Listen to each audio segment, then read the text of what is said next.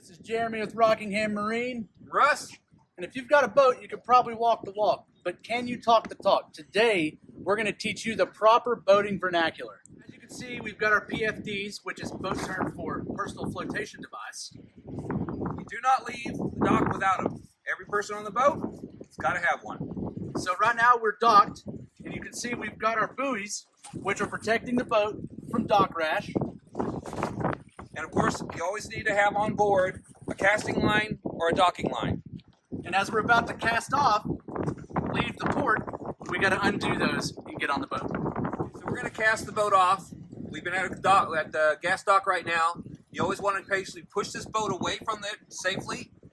We're going to push the nose out. We got a current to fight. Bring the back of it around. I'm over here on the driver's side of the boat or the starboard side of the boat. And I'm over here on the co-captain's side or the port side of the boat. Jack and Rose's famous movie scene was on the front of the boat or the bow.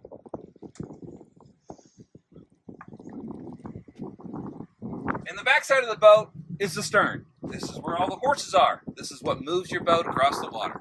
You probably heard the term draft, but you may not know what it means. That is the distance that you can safely operate your boat in the water, how shallow you can go. That will be the deepest part of your boat in the water.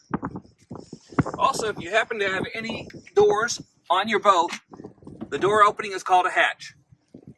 The upper part of the exterior boat is referred to as the gunwale.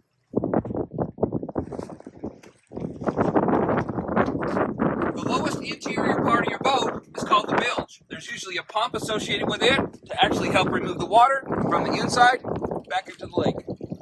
The station where the captain gets some work done is called the helm. And the shape that supplies the boat is called your bimini. Okay, here on the front of the boat, we got a few things to talk about. First is going to be the lights. You have what's called docking lights, not to be confused with headlights. Those are going to be used to see in and around docks at night. You have your navigation lights, which need to be on at all times so everybody else can see you. Really quick, we'll talk about the cleats as well. That's where you're going to hook your lines whenever you pull into port. And then if you'll look behind Russ's hand up here, at the highest point of the boat is going to be your anchor light. That's also going to help you be spotted at night. A couple more parts of the boat. Your beam is referred to as the widest part of the boat from side to side. Also, in the back part, you have your transom. The transom is referred to as where the engine is mounted in the back of your boat. More things that might come up. If you hear the word terminology, keel. Every boat has a keel. It happens to be the center or the lowest point running across the bow or the bottom of the boat.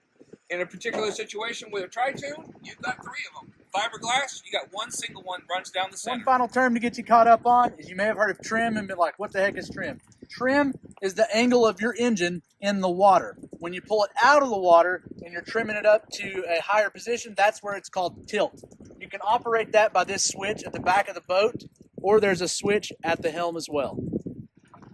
If you use and get used to these terminologies that we just talked about today, you're speaking boat.